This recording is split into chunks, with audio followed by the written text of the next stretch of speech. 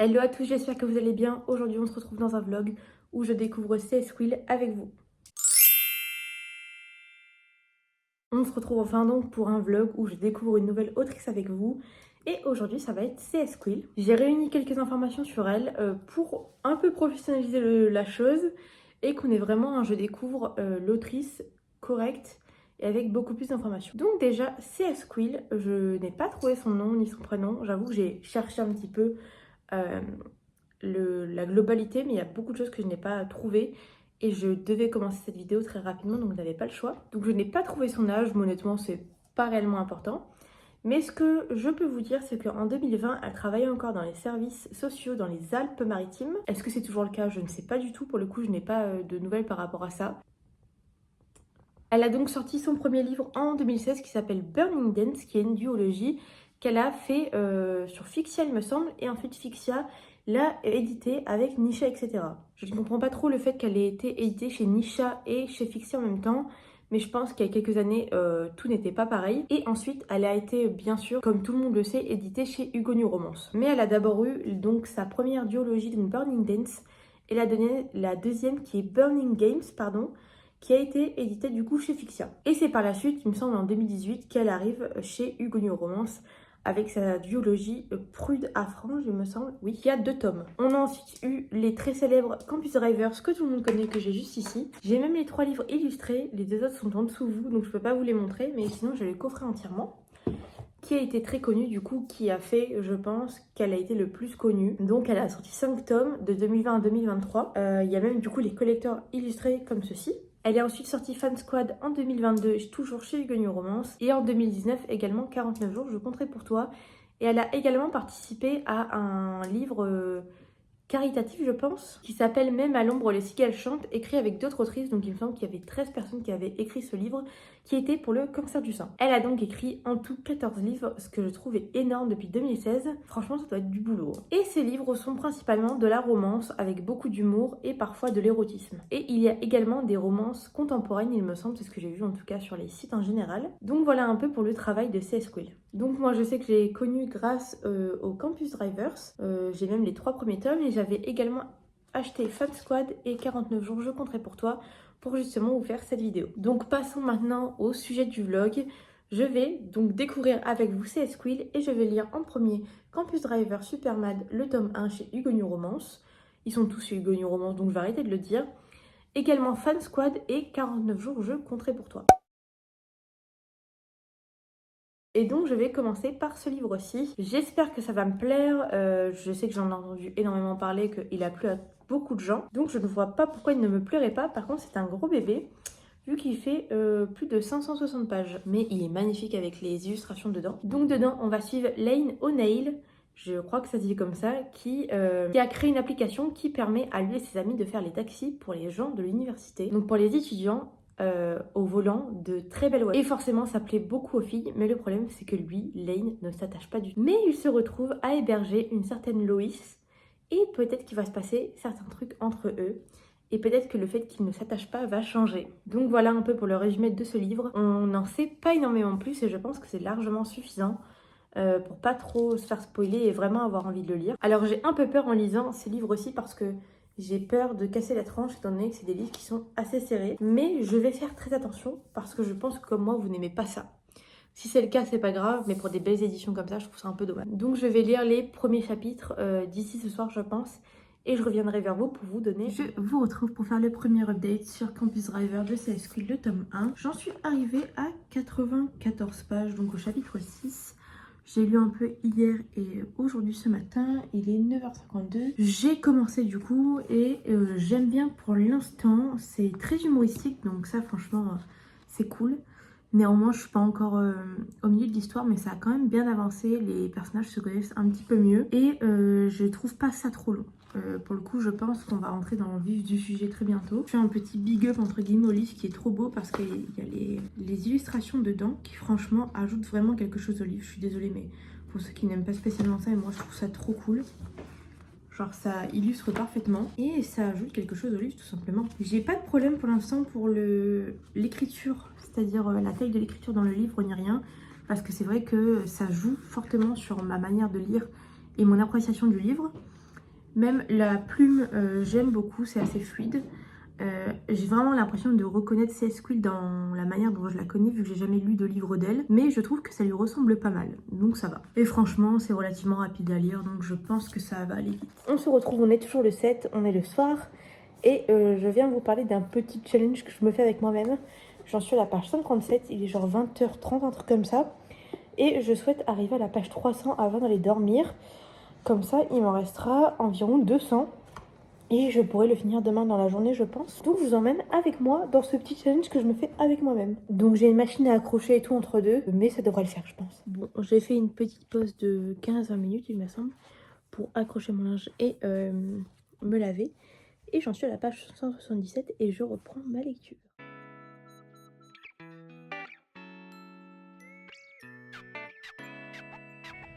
Bon, je vous retrouve dans ma cuisine parce que je vais faire à manger pour ce soir. Donc on est le matin et il doit être 9h, quelque chose comme ça.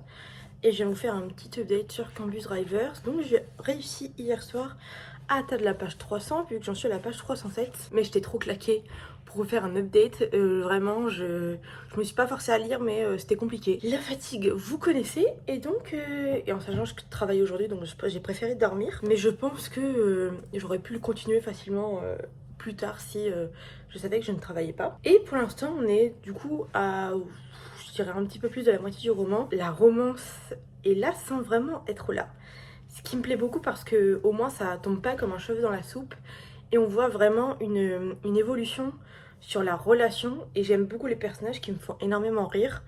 J'ai ri à beaucoup de moments. Je suis désolée, c'est ma machine à laver qui fait du bruit.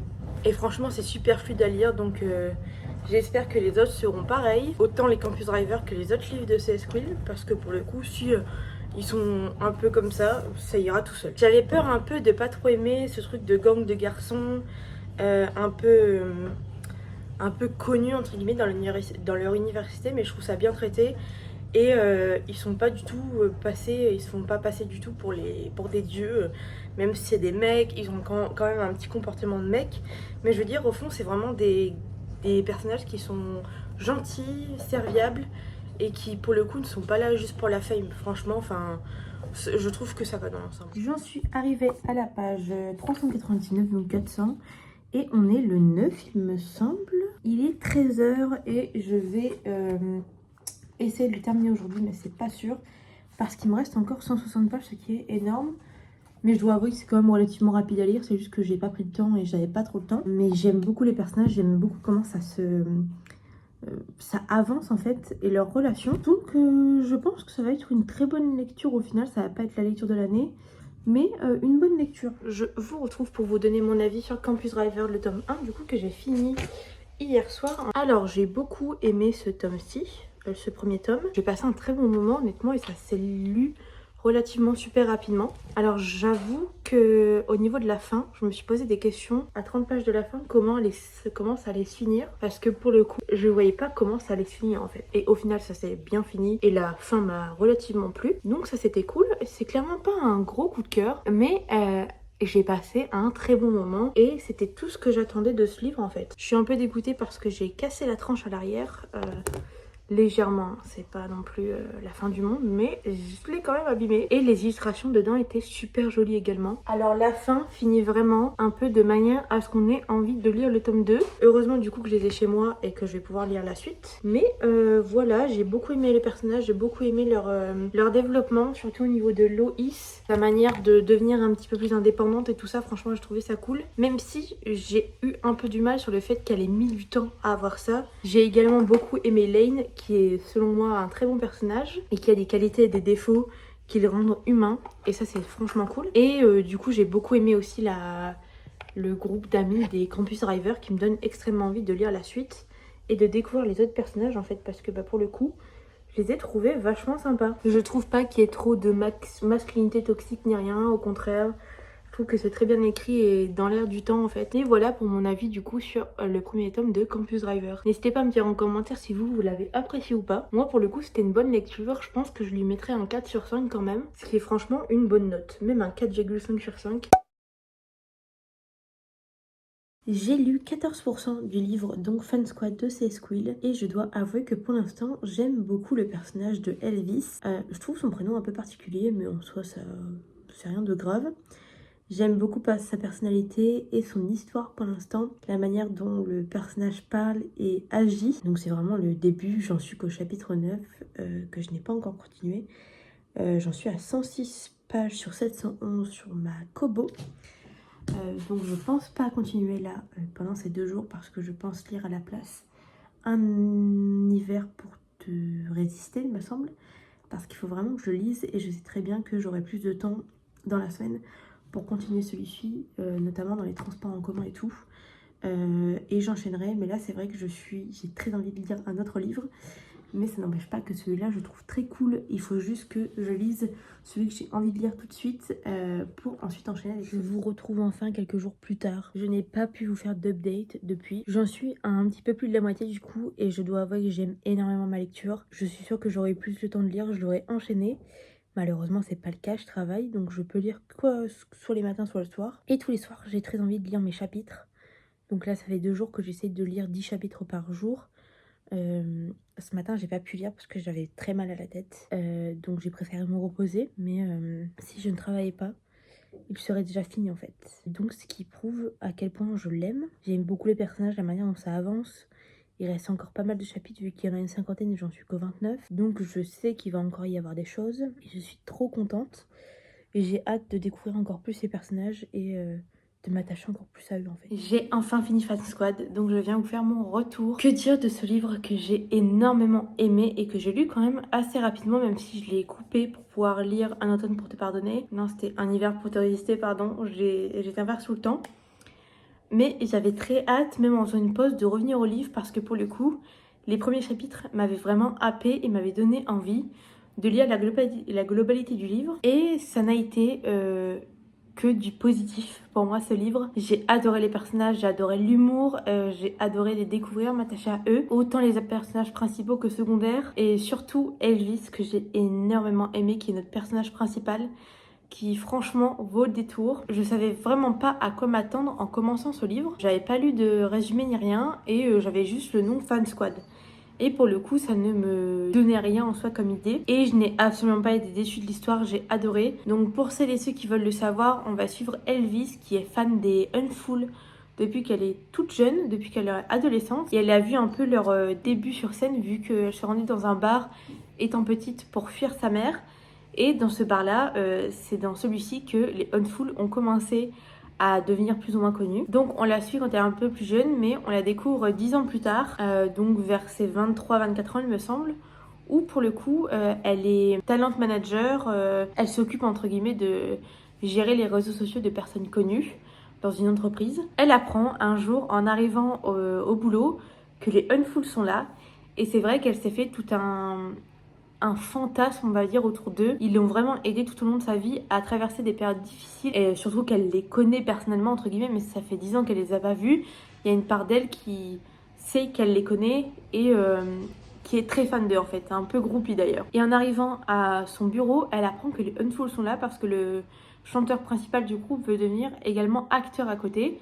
Et donc il lui faut quelqu'un pour redorer son image et entre guillemets lui donner une image un petit peu plus d'acteur plus que chanteur. Et au même moment, son patron l'appelle pour passer entre guillemets un entretien avec eux pour savoir si elle peut devenir leur community manager. Et elle panique parce qu'elle ne veut pas les revoir, elle a peur qu'ils la reconnaissent parce que pour le coup ils se fréquentaient pas mais ils se connaissaient vaguement. Et pour elle c'est un peu la panique dans sa tête de savoir qu'elle va les revoir 10 ans après et revoir des personnes qu'elle a très idéalisées et mis sur un piédestal toute sa vie. Et elle va se retrouver à être community manager pour eux.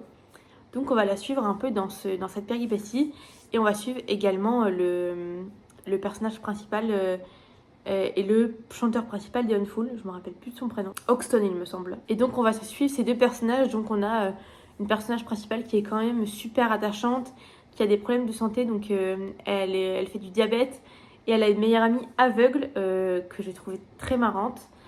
C'est vraiment un personnage secondaire que moi j'ai beaucoup aimé. Et du coup, on va la suivre dans le fait de côtoyer une personne qu'elle a toujours aimée, dont elle est limite amoureuse, depuis des années sans vraiment la connaître. Et le fait de découvrir ce que c'est de apprendre à connaître son idole pour de vrai et à travailler avec lui en fait. Eux ne sont pas au courant qu'Elvis les aime beaucoup et est une groupie parce qu'elle fait comme si qu'elle ne connaissait pas leurs chansons et qu'elle ne les connaissait pas eux. Donc c'est vrai que ça apporte une autre dimension au livre que j'ai beaucoup aimé. On parle de sujets quand même assez sensibles. Le fait d'être aveugle, le fait d'avoir du diabète, le fait d'être connu et beaucoup de sujets que j'ai beaucoup aimé lire. Donc j'ai vraiment aimé ce roman, pour moi c'est un 5 sur 5 et je vous le recommande fortement. Bon, pour moi c'est plutôt un livre à lire en été.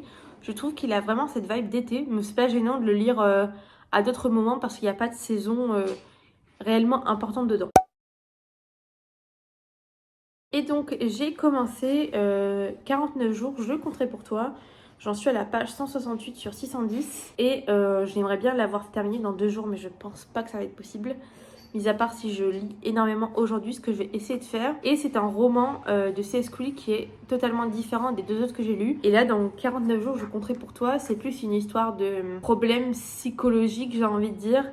Et de gérer entre guillemets la vie avec un passé assez compliqué et des choses dures qui auraient pu nous arriver. Et pour le coup, ça parle un petit peu plus d'amour, je dirais. C'est plus dans la profondeur de l'amour que les 2 autres romans. Et pour le début, j'aime bien. Alors, c'est pas, je pense pas que ça va être un livre que je vais autant aimer que Fan Squad par exemple. Mais je pense qu'il peut être intéressant et avoir des sujets qui sont super importants dedans. Mais j'aime beaucoup ces personnages parce que je les trouve assez différents des autres romans qui apportent vraiment quelque chose à C.S. Cowley vu que je peux remarquer qu'elle a quand même un panel de personnages qui est assez différent et ce qui est vraiment cool. Donc je reviendrai vers vous quand j'aurai avancé un peu et que je pense que je serai à la moitié. Je vous retrouve enfin pour la fin de ce vlog où je découvre C.S. Cowley avec vous et je vais vous donner mon avis sur 49 jours je compterai pour toi parce que je ne vous l'ai pas encore donné. Ça n'a malheureusement pas été mon livre préféré de l'autrice parce que je m'attendais à ce que ce soit une histoire triste mais pas une histoire triste de ce genre. En soi ça m'a pas tant dérangé que ça mais c'est juste pas mon préféré et je pense que j'étais pas spécialement plus que ça dans le mood. C'est quand même un roman qui a un 3,5 sur 5, ce qui est quand même une très bonne note, mais c'est vrai que c'est un peu dans la moyenne basse des notes que je fais généralement par rapport aux livres que je lis, mais c'est quand même une bonne note. Parce que tous les livres ne peuvent pas me plaire, étant donné que Fan Squad était un coup de cœur et que Campus Driver était quand même un 4,5 sur 5. Franchement, ça fait une très bonne moyenne. Je me suis énormément attachée au personnage, donc c'est vrai que c'est un livre que j'ai lu quand même relativement rapidement parce que j'avais envie de savoir de quoi ça parlait. Et il y a quand même une tension tout au long du livre parce qu'on ne sait pas réellement ce qui se passe. On peut avoir des théories, mais moi clairement je n'ai pas trouvé c'était quoi le plot twist. J'avais énormément de théories, mais pas celle qui a été dans le livre. Et pour le coup, ça c'est vraiment cool, ça m'a surprise. Parce que c'est vrai que souvent je trouve un peu en avance ce que c'est le plot twist. Et je suis pas spécialement déçue dans ces cas-là, mais j'aurais aimé un peu de surprise. Et là, pour le coup, j'ai quand même été surprise. Je m'attendais pas à ce que ce roman parle de ça, mais je l'ai quand même beaucoup aimé pour le côté un peu voyage, même si ça se passe en France, il me semble. Mais voyage par rapport au personnage, parce qu'on a un personnage qui est photographe, et c'est vrai que par rapport à ça, j'ai trouvé l'histoire super cool. Et on a aussi du coup une personnage principale féminine, je me rappelle plus du tout de son nom, je vous le mettrai ici.